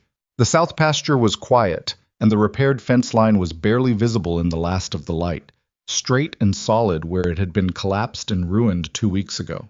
The new posts pale against the darker ground, the repair obvious if you knew to look for it, but holding well. She walked back to the house. Her father was on the porch. He didn't ask where she'd been. He just looked at her face, and whatever he saw there made him nod once, slowly, and look back out at the valley. She sat down in the chair beside him. They were quiet together for a while, father and daughter, two people who carried the same grief in different shapes, sitting on the same porch they'd sat on for as long as she could remember, watching the dark come in over Red Willow Ridge. "Daddy," she said. She hadn't called him that in years. It came out without planning. He looked at her. "I think I'm going to be okay." He looked at her for a long time. His eyes were bright in the way of a man who was not going to cry, but was in the territory near it. "I know," he said. "I think so too." She leaned her head against his shoulder, the way she had when she was small. He put his arm around her, the way he had when she was small, and they sat there until the stars finished coming out, and the valley went fully dark and the night sounds started up. Crickets, a distant owl, somewhere the last horse settling in for the night. After a while she sat up. "I want to do something with the dress," she said. He was quiet for a moment. "What kind of something?" "I don't know exactly yet." She looked out at the dark. "But I think Mama would have opinions about a dress that spent 9 years in a box." Robert made a sound, something between a laugh and something else entirely, short and surprised, and then carefully contained. "She would have opinions about a great many things," he said. "I know. She'd also tell you to stop asking her and make the decision yourself." "I know that too." He squeezed her shoulder once. She felt the whole history of the gesture, every time he'd done it, every version of the two of them sitting on this porch, and she let it sit there, all of it, without trying to sort it into before and after. She stayed on the porch until she got cold. Then she went inside, and she did not go to the box under her bed, not tonight, but she thought about it differently than she had in 9 years. Not as a resting place, not as a memorial, as a beginning. The dress came out of the box on a Wednesday. Not a significant Wednesday. Not a morning that announced itself with any particular light or feeling. Elena woke up at her usual time, made coffee, listened to the ranch come alive outside her window, the way it did every morning. The horses moving in the pen, the gate hinge that still needed oil despite having needed oil for 3 weeks. Silas's boots crossing the yard toward the equipment shed at the same hour he always crossed it. And then she set down her coffee cup and went to her room and pulled the wooden box out from under her bed. She sat with it in her lap for a moment, just sat with it. The lid was smooth under her hands from years of this, the taking out and the putting back, the opening and the closing, the careful ritual of a woman who had learned to love something in the only way she knew how to love it, without it costing her more than she could afford. She opened the lid. The sage green linen looked back at her. Her mother's work, all those lamplight hours, all that deliberate attention, the slightly crooked seam on the left panel that had always been her favorite imperfection. The one that said, "A real person made this." Not a machine, not a pattern, but a woman who was tired by the end of the day and kept going anyway. Elena lifted the dress out of the box and held it up in the morning light. Then she went to her sewing basket. She was not her mother. She knew that. Her stitching was competent but not fine. She'd learned to sew out of necessity, not love, the way you learned most things on the frontier. Mend what's torn, reinforce what's weak, don't let vanity talk you into replacing what can be saved. She was not going to try to match her mother's work, because you couldn't match a thing like that by trying. But she had been thinking, in the weeks since she'd stood on the porch with her father and said, "I want to do something with the dress," about what her something was going to be. She had decided on a small panel, a strip of new linen she'd bought in town, not identical to her mother's, slightly different in weight, a shade greener, that she would stitch along the inner hem where it wouldn't be visible when worn, but would be there. Her stitching beside her mother's, not replacing, not covering, just alongside. She worked through the morning. It took her longer than she expected, not because the stitching was complex, but because she kept stopping. Not from doubt. She had made the decision, and she was not unmade by the making of it, but from something that felt more like attention, like her hands knew this mattered and were refusing to rush it. Silas came in for lunch and found her at the kitchen table with the dress spread across it and her sewing kit open beside it. He stopped in the doorway. She looked up. He looked at the dress, then at her. Something in his face was careful and quiet, the way it got when he was trying not to put pressure on a thing by looking at it too directly. "Don't make your face like that," she said. "Like what?" "Like you're afraid to react." He came to the table and looked at what she was doing. The new panel laid along the hem, the needle and thread, the precise small stitches she was laying in beside her mother's older ones. "That's beautiful," he said. She looked at it. "It's not as fine as hers." "No," he agreed. "It's different." "Different isn't the same as worse." "That's what I just said." She looked up at him. He was looking at her with that expression she had stopped trying to categorize, open and steady and utterly without agenda. "I'm going to wear it," she said, "properly, when it's ready." He was quiet for one moment. "Okay. I mean—" She stopped. She had not planned this part. She had planned the sewing and the decision and the telling him she was wearing it, but the sentence that came next had not been rehearsed. "I mean, I want to wear it the way it was made to be worn." Silas pulled out this chair across from her and sat down. He put his hands on the table. He waited. "I'm not asking you right now," she said, "because I think that should be asked properly, and this is not proper. I'm sitting here with thread in my hand, and you just walked in from fixing something. But I want you to know what I'm thinking, so it doesn't come out of nowhere." "Elena, I'm saying this badly. You're saying it fine. I'm saying—" She exhaled. "I'm saying I want to stop moving away. I said that to you before. And I've thought about what moving toward looks like, and I think it looks like this, like asking you. When it's time to ask." She looked at him. If you want—" "Yes," he said. "I haven't asked yet." "I know. But I want you to know the answer so you can stop building up to it." She looked at him. Then she made a sound that was not quite a laugh, but was in the same neighborhood as one. Surprised out of her, genuine, the kind that couldn't be managed because it arrived before you could manage it. "You're impossible," she said. "You're not the first person to say that." "I imagine not." She looked back down at the dress, at the new stitching beside the old, the two of them side by side, different and recognizable as different, but part of the same cloth. "Finish your lunch," she said. "There's bread on the shelf." He got up and found the bread, and made himself a sandwich and sat back down across from her and ate it while she sewed, and neither of them said much, and the kitchen was quiet in the good way, the way that meant nobody in it was working to fill the silence, because nobody felt the need to. She finished the new panel on a Friday evening and hung the dress on the back of her door, and this time when she looked at it, it did not feel like a wound she was keeping open. It felt like something that had been put to a new use.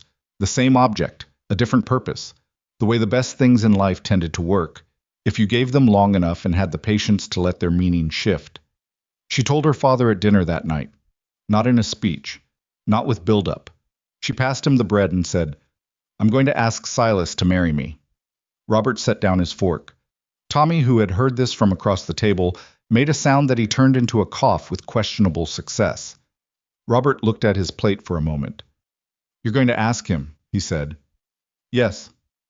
Not the other way. He already said yes. I just need to make it official. Robert looked up. He said yes before you asked? We had a conversation. Robert considered this. That sounds like both of you. It does, doesn't it? He picked up his fork again. He chewed a bite of his dinner. He was doing the thing he did where he was processing something large and converting it, through the machinery of Robert Mercer, into something he could hold in two hands. Your mother would be insufferable about this, he said finally. Completely insufferable, Elena agreed. She'd have opinions about the ceremony. She'd have opinions about everything, the dress especially.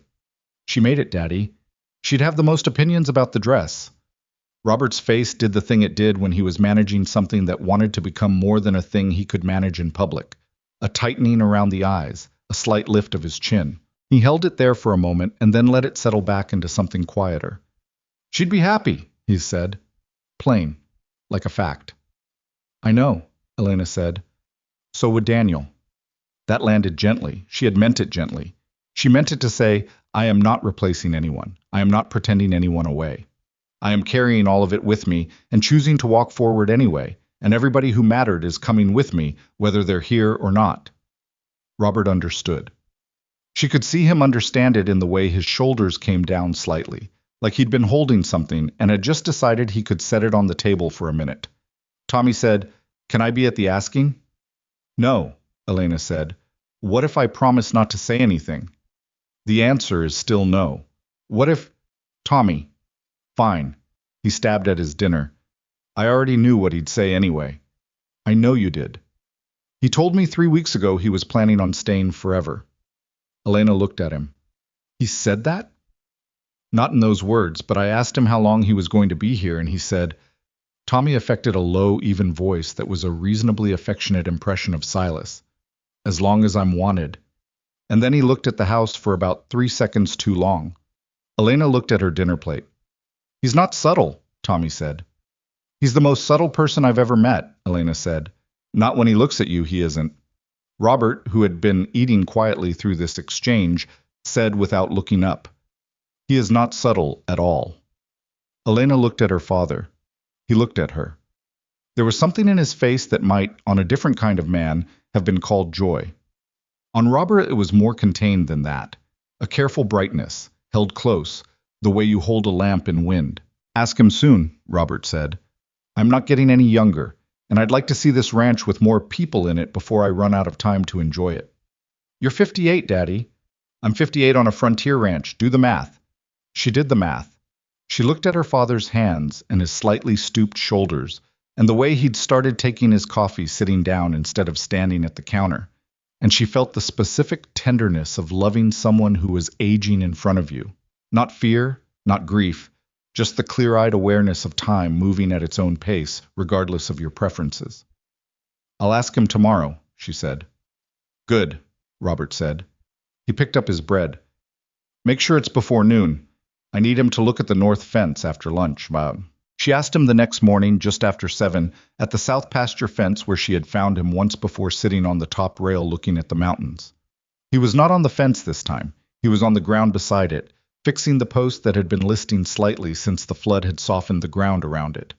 She heard the sound of the work before she saw him, the deliberate rhythm of it, steady and patient, and she thought, that is what he sounds like. That is the sound of him in the world. She walked up beside him and he registered her presence without stopping. Post needed resetting, he said. I know. Should hold now. Ground's dry enough. Silas. He stopped, looked at her. She had thought about this more than she'd admitted to anyone, including herself. She had thought about the words and the order of them and what she wanted to say that was honest without being a speech. She had not wanted a speech. She had wanted something true. What came out was simpler than anything she'd rehearsed. I want to marry you, she said. I've been scared for a long time, and I might keep being scared in different ways, and I'm not promising you easy. But I'm promising you real, and She stopped. I want to stop practicing at living and start doing it. With you. He set down his tools. Stood up. He was looking at her the way he always looked at her. All the way, without reservation, like he'd decided a long time ago that she was worth looking at without flinching and had not changed his mind since. "Yeah," he said. "Yeah?" "Yeah, Elena, yes. Of course, yes." She let out a breath that had apparently been waiting in her chest for quite a while. He reached out and took her hand, not dramatically, not with ceremony, just her hand in his, which was warm and calloused and steady in the way of hands that worked at things. And they stood there at the south pasture fence in the morning light, the repaired post solid between them, the mountains bright and clear in the distance. It was not a perfect moment. A horse was making an irritating noise somewhere nearby. There was dirt on his sleeve, and she had come out in her work clothes without thinking about it, and her hair was not what anyone would call intentional. The post he'd been resetting had mud on it, and so did his boots, and there was a completely ordinary crow doing something loud in the tree line. It was exactly right. She had spent 9 years waiting for life to feel safe enough to live, and what she had learned, what the flood and the rope and her father's jaw finally coming undone, and a man who fixed things before he was asked had taught her, was that it never would. Not fully. Not in the way she'd been holding out for. The frontier was indifferent. The river didn't check your character. The chute didn't care what you deserved. But the person standing next to you when those things happened, that was a choice. That was the one variable you could actually do something about. She had made her choice. She held his hand in the morning light and felt, not happiness exactly, happiness was too thin a word for it, too light, but something that had weight and roots and future tense to it. Something that was built on the actual materials of her life rather than the hypothetical ones she'd been protecting herself into. "Come to dinner tonight," she said. "I have dinner every night." "Not as the man I'm going to marry." He looked at her. "Is there a difference?" "My father is going to make it very awkward." "I can handle your father." "Tommy is going to say something impossible." "I can handle Tommy too." "I know." She looked at him. "That's the point." The wedding took place in the small chapel at the edge of town on a Saturday in early June, when the valley was doing the thing it did in early summer, the hills going that particular shade of green that doesn't photograph right, the air still cool in the morning and warm by noon, the wildflowers coming up in the lower pasture in numbers that always surprised Elena, even though they came back every year. She had asked a woman from town, Mrs. Aldine, to help her with the alterations, nothing structural, just the small adjustments that 9 years and the specific changes of a woman's body required. Mrs. Aldine had gone quiet when she saw the dress, when she understood what it was and who had made it. She had worked on it with a care that Elena recognized as the care of someone who had been handed something that wasn't ordinary and was treating it accordingly. The new panel Elena had sewn was on the inner hem, invisible when worn, known only to Elena, and now, because she'd shown him, to Silas. He'd looked at it and touched it with one finger and hadn't said anything, which was the right response. There was nothing to say about it that the stitching didn't already say better. Robert walked her down the short aisle. He had put on the suit he owned and had it brushed and pressed, which Elena knew had taken him some effort because he was a man who owned a suit for the same reason he owned a guest bedroom, for events that happened rarely and mattered when they did. He walked beside her with the specific quality of upright that tall men have when they are trying not to visibly feel something, and his arm under her hand was steady, and she felt the whole length of her life beside him in that walk, the before and the after and the now, and she let it be there, all of it, without sorting it.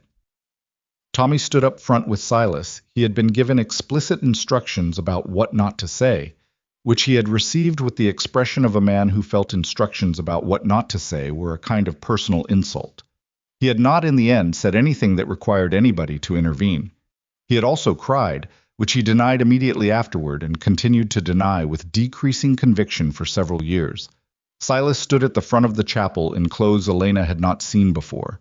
Not new exactly, but cared for, the kind of clothes a man holds in reserve for occasions that warrant them. He had done something with his hair. He looked like himself, only more deliberate about it. When she reached him, Robert put her hand in his. The specific deliberateness of that gesture, the weight of what Robert Mercer was choosing to do with his hands in that moment, and stepped back. Silas looked at her, the way he always looked at her. "Hi," she said, because that was what came out. Something crossed his face, quick and warm, and then settled. "Hi," he said back. The ceremony was short. Not because it didn't matter, but because the things that mattered most between them had already been said in other places. At a fence rail in the evening, in a barn in the rain, in a kitchen where she'd cleaned a cut on his arm and felt the weight of everything she wasn't saying yet, in a bunkhouse doorway when she'd finally said the first true thing out loud. What happened in the chapel was the official notation of something that had already been true for a long time. She had written her vows on a piece of paper and then lost the paper and had to do them from memory, which she mentioned to him quietly right before the ceremony started, and he had said, "Then just say what's true." And she had said, "That was the problem. What's true is embarrassing." And he had almost laughed, and that was how they started. What she said in the end was this: "I spent a long time keeping myself very still because I thought stillness was the same as safety. You showed me it wasn't. You showed me that staying in one place and being present in one place are completely different things, and I'd been doing the first one for years and calling it the second. I'm not promising you that I won't be scared sometimes. I'm promising you that scared or not, I am here, all the way here, for as long as we get." What he said was, "I have been moving my whole adult life trying to get away from something I was actually carrying with me. I stopped moving when I came here. I don't know if that was a decision or if it was something that happened to me, but I know it was you. You and this family and this land. I'm not going anywhere. That's my promise. Every day you wake up, I'll still be here." Robert, in the front pew, looked at his hands. Tommy did not look at his hands. Tommy looked at the ceiling, which is where a 19-year-old man looks when he is trying to keep his face from doing something he'll have to deny later. So, the reception was at the ranch. Not a formal thing, not a catered event, but the kind of gathering that happens when a community shows up with food and goodwill and the knowledge that some occasions deserve more than ordinary acknowledgement. People from neighboring ranches, people from town who had known the Mercer family for a long time and had watched Elena move through 9 years of careful grief with the specific concern of people who care and cannot do anything about it. Mrs. Aldean brought a pie that disappeared in 20 minutes. The man who ran the hardware supply came and shook Silas's hand for a very long time and said something too quiet to hear that made Silas nod. Tommy organized a kind of impromptu music situation involving someone's guitar that was better than it had any right to be given that nobody had planned it. Elena stood near the barn door in her mother's dress. Her and her mother's dress, she corrected herself, because that's what it was now, and watched the ranch full of people, actually full, the way it had not been in a very long time, and felt the specific texture of the evening, imperfect and loud, and someone had spilled something on the porch that would need dealing with, and a disagreement had broken out between two neighbors about cattle prices that Silas had diffused with a patience she privately found extraordinary. And the pie was gone too fast and the coffee was too strong because her father had made it. All of it together. She felt it the way you feel the things that are actually happening to you, not at a distance, not through the glass of your own protection, but present, in the body, in the now. Silas found her at the barn door. "You're doing the thing," he said. "What thing?" "Where you stand slightly to the side and observe." "I'm not observing, I'm participating." "You're participating from 11 feet away from everyone." She looked at him. "Old habits." "I know." He held out his hand. "Come over here." She took his hand. He walked her back into the middle of it, back into the noise and the people and the ordinary mess of a good evening, and she let him, and the 11 feet closed, and she was in it, present, all the way here. That was the thing about healing, she thought. And she had thought about this enough in the years following to have an opinion worth holding. It was not a destination. It was not a moment you arrived at and then stopped working. It was more like the fence that Silas kept walking the perimeter of. Something you maintained continuously, something that needed attention in different places in different seasons, something that would never be entirely done. The dress would never be just her mother's dress again. It was both of theirs now. The grief would never be entirely gone. It had changed shape, changed weight, found its permanent address somewhere in the architecture of her, and stopped pretending it would eventually leave. Daniel Voss was dead, and she loved him, and that was never going to be a simpler sentence than that. Her mother was gone, and the crooked stitching on the left panel was the most present she would ever be again, and Elena had made her peace with that. Not a comfortable peace, not a finished one, but a real one. And Silas was here. That was also simply true. The man who fixed things before he was asked and stayed, when he didn't have to, and was patient in a way that wasn't passivity, but something chosen, something renewed every morning when he pulled on his boots and crossed the yard at the same hour and did the work that needed doing. He had started a garden that fall. Not a large one, practical mostly, the kind of thing a man starts when he's decided the ground under his feet is going to be his ground and he wants to put something in it. He'd asked Elena which corner of the south yard got the best light, and she'd told him, and he'd spent a Saturday marking the bed out, and Robert had watched from the porch with his coffee and not said anything and not gone inside, which was a kind of approval that Robert Mercer only gave once. Tommy had helped. Of course Tommy had helped. Tommy at 19 was still the kind of person who attached to competent people like compass to north, and Silas had apparently become the north he was orienting to now, which Elena found both touching and occasionally logistically inconvenient when she needed Silas for something and had to extract him from whatever Tommy had recruited him into. The bunkhouse was Silas's workshop now. He had moved his things to the house, not all at once, gradually, the way he did most things. And the bunkhouse had been reorganized into a place where he made repairs and kept tools and spent occasional hours doing the kind of work that required solitude, which Elena understood because she needed solitude too, and they had worked out, without ever having a formal conversation about it, the particular grammar of a shared life that still had room in it for the private self. They argued, not often, but genuinely, about the north pasture rotation, about whether the east barn needed a new roof this year, or could wait, about a decision regarding the cattle that Robert had made unilaterally and that Silas had disagreed with, and had said so directly to Robert's face, which had produced 2 days of pointed silence, and then a conversation that ended with Robert admitting Silas had been right, which was a sentence that had never previously been said on that property in reference to anyone who wasn't Clara Mercer. They argued, and neither of them was good at apologizing quickly, and sometimes the argument followed them into the evening and had to be slept on and addressed in the morning, and that was the texture of it. Not smooth, not curated, not the version of things that looked good from the outside.